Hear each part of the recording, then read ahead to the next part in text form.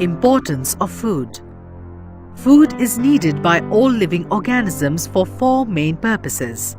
1. Food contains important nutrients in it which are required for the growth and development of body of an organism. 2. Food is easily used by our body cells to yield energy. 3. It is required by living organisms for the replacement and repair of damaged parts.